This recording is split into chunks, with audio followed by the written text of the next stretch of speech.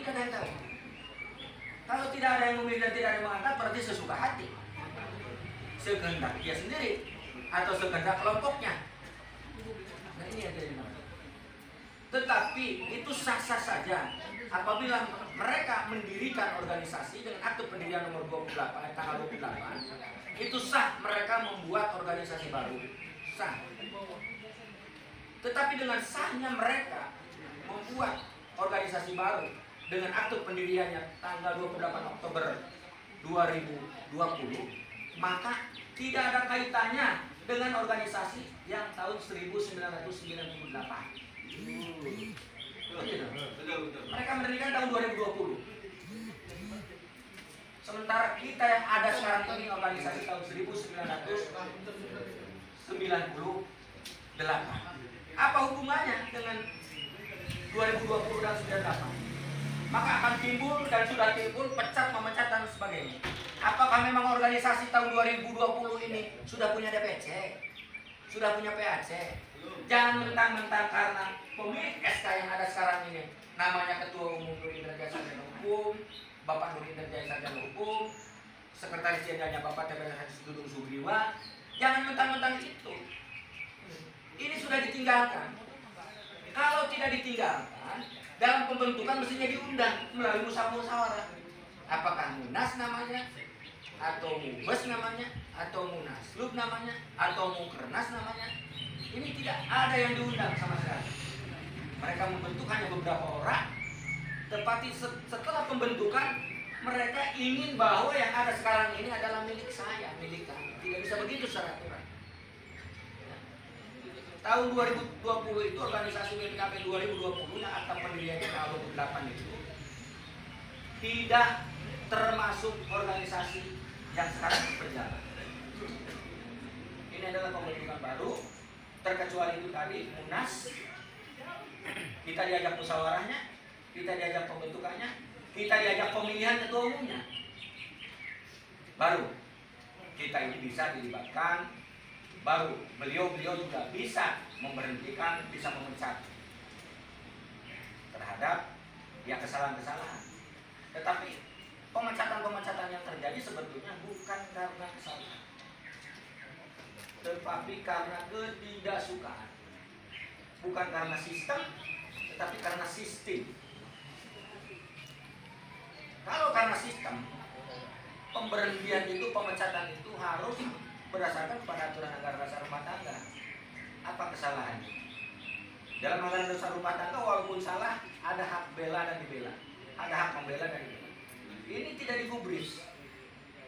Apalagi sekarang, siapa saja yang berkelompok dengan saya, maka atas instruksi ketua umum kita pecat saja.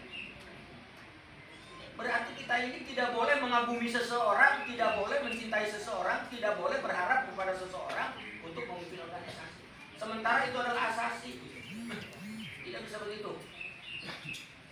Boleh kita pecat, memecat, itu dilakukan dengan dasar apa kesalahan mereka yang berkaitan dengan merusak organisasi. Dan itu pun kalau memang kita ini masuk dalam wilayah Munas atau Mukernas atau Mubes. Tetapi pendirian mereka, kita ini tidak pernah diajak-ajak. Kita tidak pernah diajak-ajak. Mereka mendirikan hanya dengan beberapa orang, dewan pendirinya beberapa orang, dewan pimpinan pusat. Memang sudah dikatakan sempurna. Tetapi kan mereka ini tidak mengajak-ajak kita. Artinya seluruh DPC, seluruh DPD, seluruh ranting, semuanya tidak memiliki dewan pimpinan pusat. Oleh karena itu muncul inisiatif berdasarkan pembahasan-pembahasan dari para ketua DPC dan ada dari para PAC yang ikut dalam pembahasan. Bahwasanya apabila kita sekarang ini sudah ditinggalkan dan tidak memiliki DPP, ayo kita lakukan pembentukan dewan pimpinan pusat. Oleh sebab itu kami ini beberapa kali mengadakan rapat-rapat, mau mengadakan dewan pimpinan pusat yang sekretariatnya tetap di Jakarta, di Cengkareng. Karena ada dewan pimpinan pusat yang di Salang. Dewan pimpinan pusat yang di Salang itu mohon maaf, Beliau belum punya PAC, belum punya DPC, belum punya DPD. Karena lahir baru beberapa bulan dan tidak pernah meng-SK-kan berdasarkan akte pendirian. Sehingga tidak ada hubungannya dengan BPKB yang ada sekarang. Tidak bisa melakukan pemecatan dengan BPKB yang ada sekarang. Mereka pendirian baru tahun 2020. Ini adalah organisasi tahun 1998. Kami sepakat dalam waktu dekat ingin mengadakan rapat pembentukan pengurus, bukan rapat pembentukan, rapat pemilihan pengurus Dewan Pimpinan Pusat terutama, sehingga sampai ke pembentukan. Pertama, memilih ketua umum secara demokrasi berdasarkan anggaran dasar rumah tangga. Siapa peserta pemilihannya? Peserta pemilihannya adalah pengurus DPD, pengurus DPC. Ranting sebagai peninjau, PAC sebagai peninjau. Jadi pengurus DPD, pengurus DPC itu ada peserta rapat yang dibutuhkan suaranya untuk memilih ketua umum. Yang dalam hal ini katanya saya dicalonkan untuk menjadi ketua umum BPPKB tahun 1998. Kalau memang itu dikehendaki dan dipercaya, alhamdulillah, saya ada kesiapan.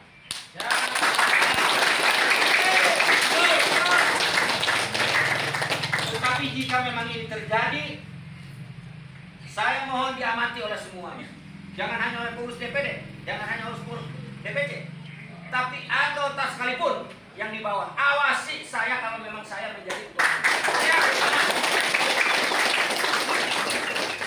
Jika terjadi bertindak sewenang-wenang, jika terjadi bertindak sekehendak hati tanpa melalui dasar-dasar yang diambil dari anggaran dasar rumah tangga, maka langsung kirim surat.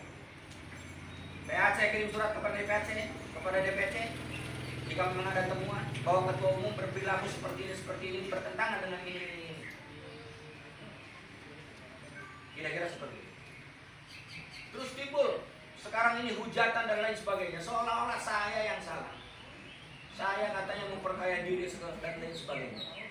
Saya ini mendirikan organisasi yang merah segala macam-macam yang muncul hujatan terhadap diri saya. Ya. Saya 22 tahun bergerak di organisasi, tidak ada masalah. Tidak ada masalah. Tetapi baru sekarang karena banyak pihak-pihak ketiga bermunculan, banyak pembisik-pembisik negatif, sehingga terjadilah porak-poranda seperti ini. Tapi walaupun demikian, saya sudah membuat surat terbuka untuk semuanya. Surat terbuka mungkin sudah disebar ya, dan saya untuk semuanya biar paham, biar kita mengerti tata cara berorganisasi. Sampai di bawahnya ada kalimat, saya adalah pejuang kebenaran di organisasi BPKB, dan saya siap diadili oleh mahkamah organisasi jika memang bertindak. Pengadilan mahkamah organisasi itu sama dengan apa yang saya katakan tadi, bahwa kalau memang pengakuan ini 24 karat, ini 24 karat, harus diuji melalui mesin karatnya. Kalau memang di sini harus diuji kebenaran, ini benar itu benar, uji kebenarannya. Saya pernah disodorkan oleh Pak Haji Dudung suruh mengundurkan diri, saya tolak. Saya disuruh tanda tangan sudah jadi, redaksinya sudah jadi, saya suruh tanda tangan sama Pak Haji Dudung, tinggal tanda tangan, tetapi saya nolak. Mohon maaf, saya tidak bisa menandatangani ini karena saya sangat cinta terhadap organisasi BPKB. Sampai saat ini saya tidak menandatangani. Dan ada informasi, karena saya tidak mau menandatangani, saya diberhentikan. Katanya di mass media rame, saya ini diberhentikan. Tetapi sampai saat ini, demi Allah, demi Rasulullah, saya belum pernah menerima pemberhentian. Belum pernah menerima pemberhentian. Sampai saat ini, demi Allah, demi Rasulullah. Ini beredar di mana-mana bahwa saya diberhentikan. Tapi saya meyakinkan di sini, saya berucap secara muslim demi Allah di Rasulullah, saya belum pernah menerima surat pemberhentian. Tapi walaupun demikian tidak menjadi masalah. Tidak menjadi masalah. Saya ingin berorganisasi secara baik dan benar menurut anggaran dasar rumah tangga. Walaupun disodorkan struktur kekeluargaan saya sebagai kakak, struktur organisasi saya sebagai wakil sekjen, disodorkan pengunduran diri oleh sekjen, saya tolak karena saya mencintai organisasi. Tetapi kalau organisasi ini tidak menghendaki ada saya, maka berhentikan saja saya secara tidak hormat melalui pengadilan. Artinya mengambil adili dulu saya oleh organisasi. Jika memang terbukti saya salah, berhentikan saya secara tidak hormat. Saya ikhlas ridho. Daripada saya suruh mengundurkan diri yang tidak jelas dan tidak pernah diadili. Siapa yang salah, siapa yang benar? Kenapa sampai saat ini saya belum menerima surat pemecatan? Karena mungkin menghendus beliau-beliau itu bahwa saya akan mengancam. Jika memang pemecatan terjadi terhadap diri saya akan ngomong secara terbuka kepada ketua umum. Apakah saya yang harus dipecat oleh organisasi, berbicara organisasi itu, atau ketua umum yang harus dipecat oleh organisasi? Mungkin di sini ada yang rekam, ada yang video, silakan aja, karena ini sudah mulai perang terbuka dalam rangka penyelamatan. Ya. Kalau kita mau buka-buka dari tahun 98 sampai sekarang, siapa yang capek untuk berkorban organisasi? Ya. Sementara mohon diketahui, mohon diingat, ketua umum itu punya 7 tugas pokok ketua umum. Benar. Ya. Ketua umum itu punya 7 tugas pokok ketua umum yang tidak bisa diwakilkan. Tetapi dari tahun 98 sampai sekarang, satu pun tugas pokoknya tidak ada yang dijalankan. Benar. Selama 22 tahun. Siapa yang menjalankan tugas pokok ketua umum? Mohon maaf, bukan saya mengaku-ngaku. Silakan. Kemudian ada 5 pokok tugas sekretaris jenderal. Satu pun tidak pernah ada yang dijalankan oleh sekretaris jenderal secara langsung. Di sini ada seperti saya ini seperti pekerja pemborong. Tugas ketua umum saya borong, tugas sekjen saya borong demi untuk membesarkan organisasi. Dari 40 orang organisasi ini menjadi jutaan, mohon maaf. Mohon maaf. Jika memang ketua umum harus ke kantornya secara sendiri, saya berani taruhan. Tahu saja ke kantor organisasi, saya berani bayar. Nggak usah pakai Google Map, nggak usah pakai orang diantar. Dia sendiri ke kantor ketua umum, ke ruangan ketua umum, ke kantor sekretariat kita. Saya yakin 1000% tidak bakal tahu, karena tidak pernah ke kantor. Amin.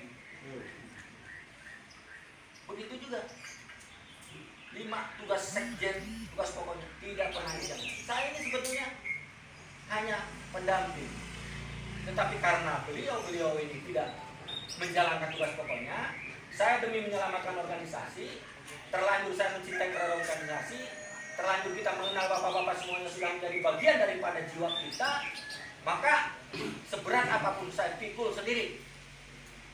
Tetapi kenapa di saat-saat ini saya dipojokkan? 22 tahun organisasi dititipkan. Siapa yang menitipkan organisasi? Bukan dititipkan. 20 tahun mereka tidak mau bekerja, saya yang mengerjakan.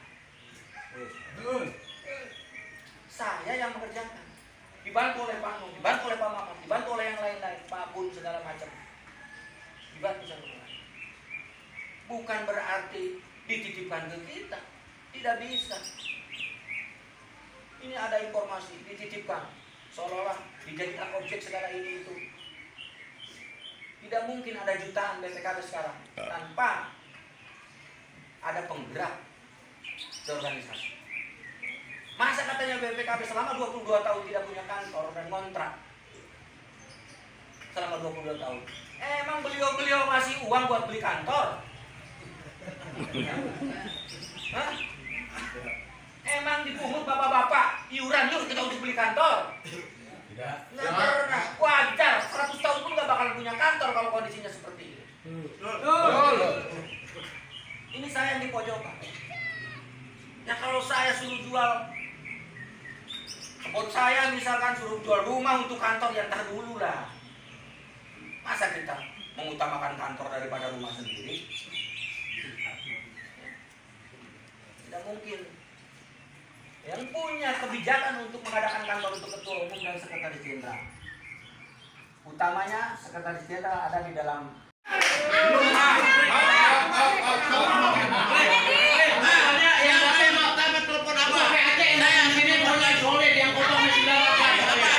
Abah ada Denny jika dipecat diangkat ke DPP.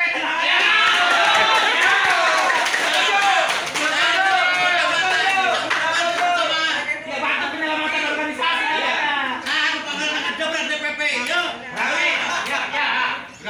Kita sepakat ya, kita sepakat semua ya, kan belum mati nih. DPC masih